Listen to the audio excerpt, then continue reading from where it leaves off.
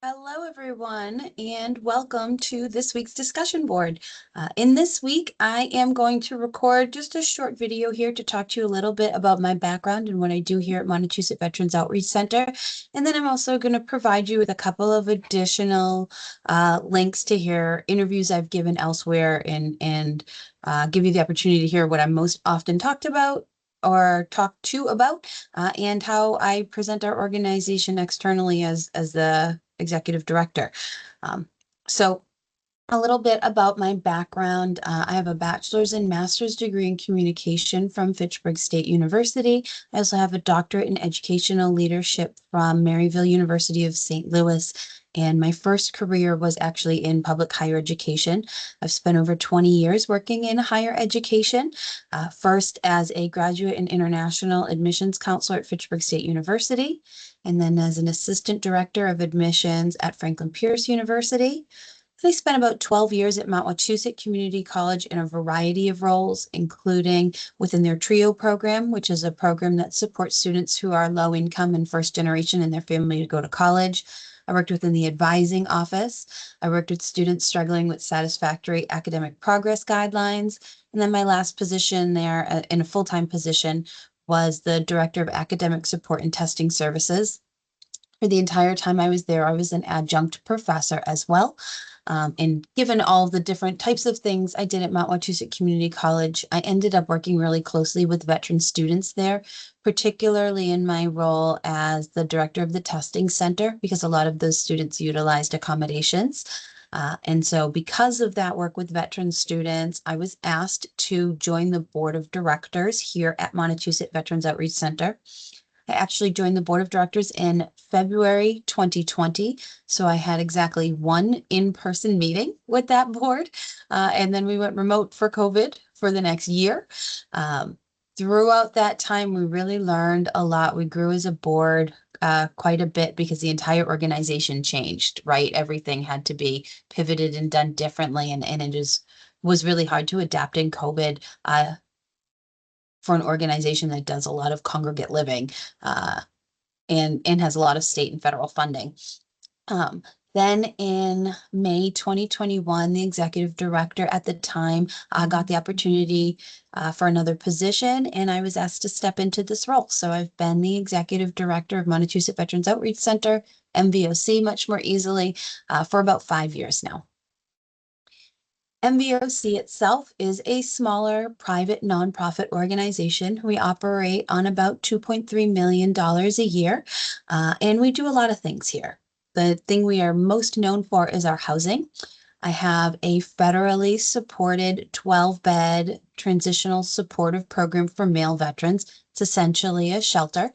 I have a state-supported 15-bed permanent supportive housing program for male veterans.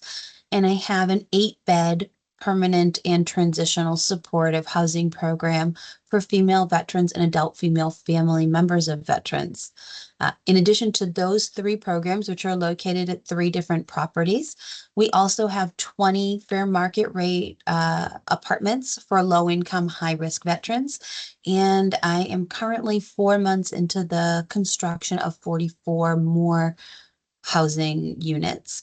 That's a $29 million construction project that I'm leading in the town of Winchendon that will combine 2 former elementary schools into one combined apartment complex. It'll essentially double our housing capacity overnight when it opens. So it'll be the largest change this organization has seen in about 20 years. In addition to that housing, though, we do have a walk-in center and headquarters, and we do a lot of different things there.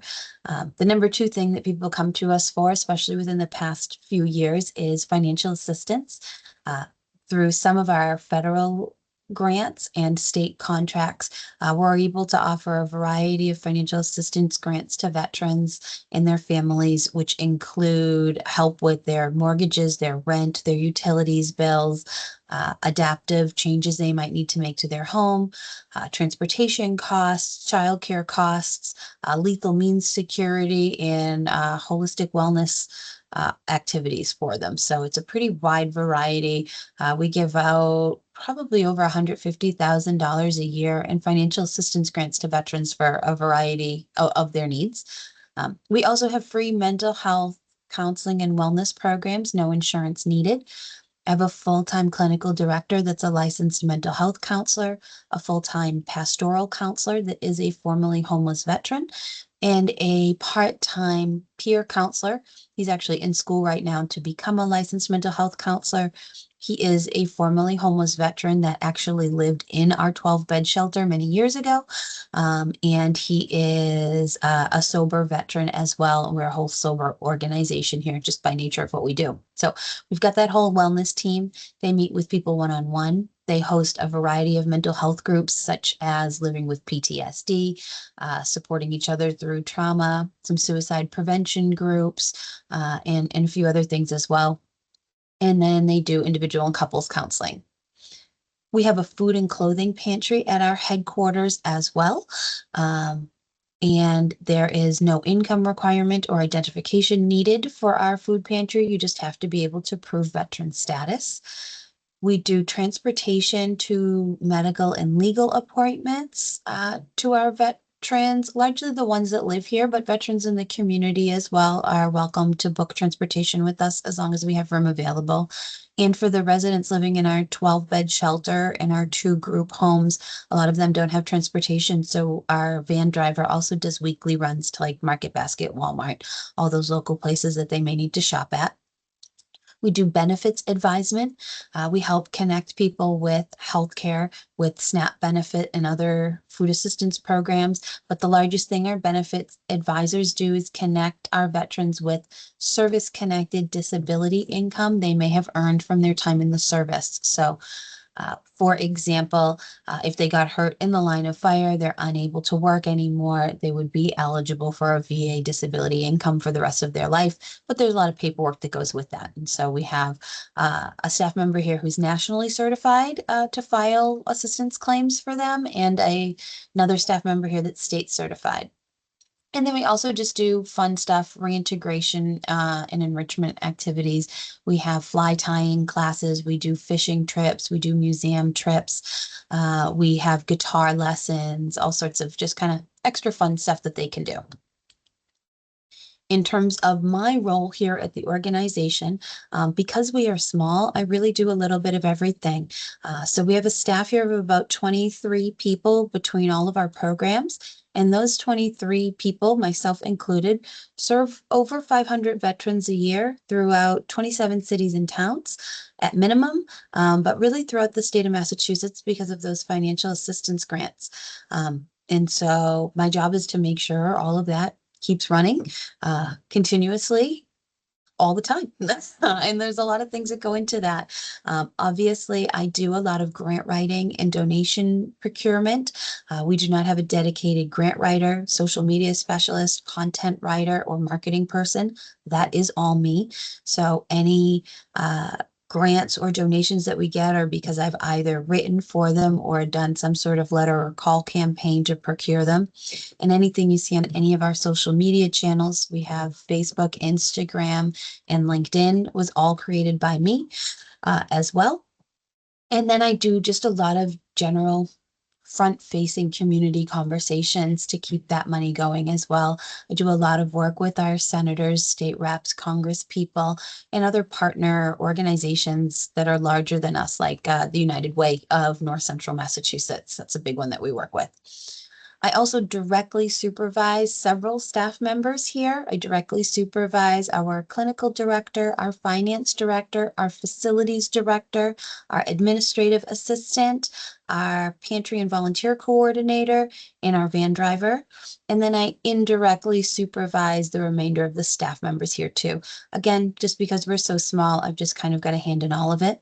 The other reason I have both direct supervision and indirect supervision is because we don't have a human resource office or a human resources person on staff. So anything human resources related comes through me directly as well. That includes anything regarding performance reviews or disciplinary measures. It also means I choose the health insurance for the whole organization, our entire benefits package. I authorize all the payroll every week and things like that. Although we do have some external vendors to help us with those things. I am the property manager for all of our properties. So here in Gardner, I have our headquarters, which is actually the building directly next door to where I'm sitting right now. The building that I'm in, I have two properties about a half a mile away from here that are all apartments. And then one of our 15-bed group home is here in Gardner, Mass as well. And then our sixth operating property is our women's group home about 20 minutes away in Winchendon. And then our construction site is in Winchendon as well. And so as property manager, that means one, I make sure all of those properties are maintained appropriately and at their standard they need to, especially because they're allowed largely housing vouchers, like Section 8 type of housing, if you know what Section 8 is. And so they're regularly inspected by the city and the vouchering agencies. And then when we have turnover in those apartments or shelter beds, whenever somebody moves out, I'm the final word on who gets to take the next space in there. But sometimes property management for me means evictions as well. So I retain all of our legal team and I handle all of those kind of things. But on the plus side, it also means when we get to hand somebody keys to the first apartment they ever had, I get to be that person too. If a toilet's overflowing and my facilities director needs the funds to go to Home Depot and fix it, that comes to me as well. So currently management of those 6 properties and then oversight of our construction project.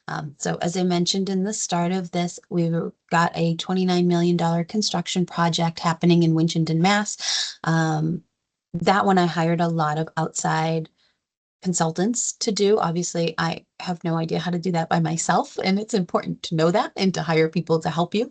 And that project is moving forward largely with state funds and low-income housing tax credits. But I'm on the construction site weekly. I have construction meetings every week. I'm choosing everything from the paint colors of the floors to watching the concrete pour in for the footers. So it's a really big, busy project that is actually pretty cool to work on.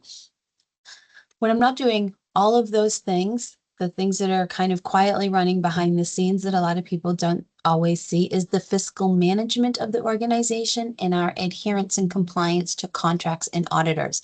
Nobody's going to give you $2.3 million a year without a lot of strings attached. So it's my responsibility to know what our permissions are within each funding source, what funding source to assign to each action that the organization takes and each person the organization employs, and to make sure that I'm doing all of the regular reports that allow us to retain that funding year over year.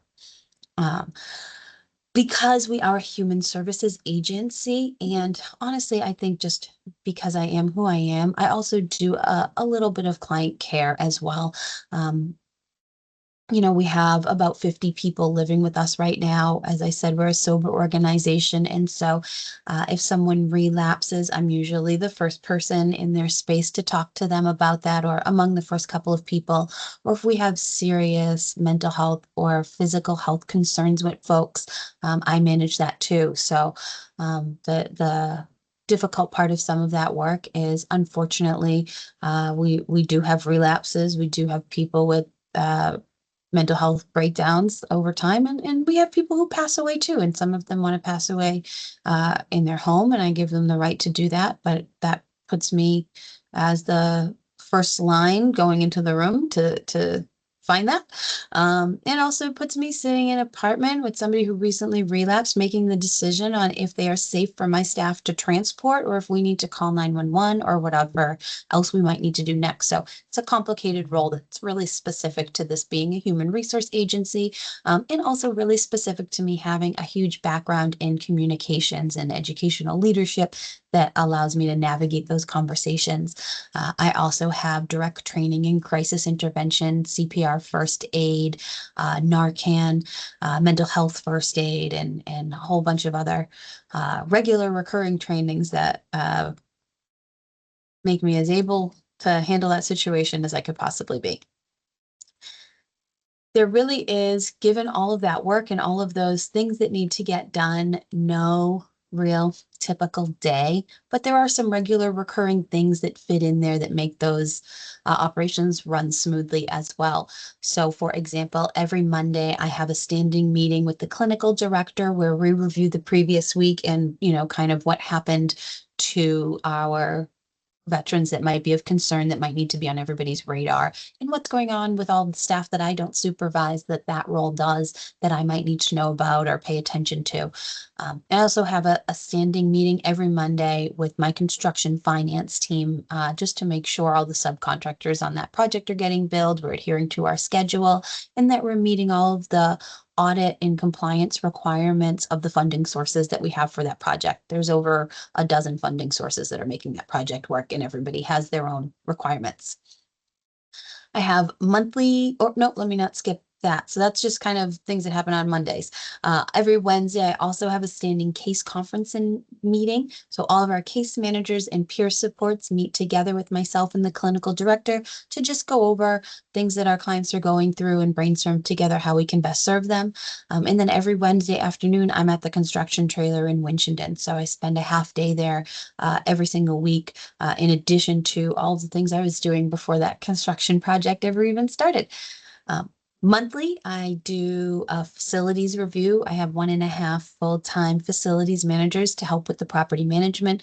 And so we just kind of go over what their long-term to-do list is and anything that's broken recently and the things that we need to budget for. Does a property need a new roof? Do we need a new heating system anywhere? Do we just need to have some extra key copies made, so we have them if people lose their keys? Kind of everything big to small picture we review there. I host a monthly all staff meeting, which is the opportunity for all of us to get together. And I usually use that time to bring in outside voices and conduct training so that we know what's going on in the community and who our external support systems are. I do a once monthly outreach and admission status review so that I always know who's in the pipeline, who's in our waiting lists, and if all of our case managers are carrying a caseload that is appropriate to the funding sources that they have and is meeting all of the requirements of their funding sources. We are part of a variety of area coalitions that meet regularly as well. There's Central Massachusetts Veterans Coalition. There's a Gardner City specific interagency team. There's a domestic violence task force for the area. So kind of all of those local things that help us band together with other nonprofits and support people are things that I am regularly in. And any of the ones that I can't make, our outreach team or our peer support specialist will go to and then report out to everybody else on. And then throughout the year, obviously, there's other things that pop up as well.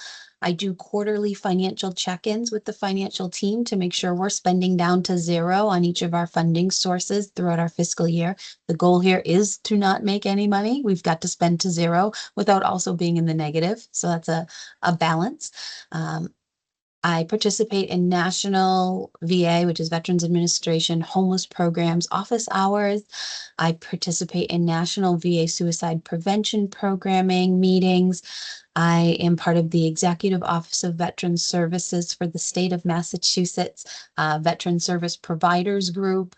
I'm also appointed to the governor's Ending Veteran Homelessness Advisory Council, so that meets every other month. And then I do regular check-ins with our state representative, our national and state level VA program liaisons, and other area nonprofits. So a lot of my day is just spent making sure everybody knows what they're doing, making sure I know what they're doing, and then double checking that all of those things are okay to do with the funding sources that we have.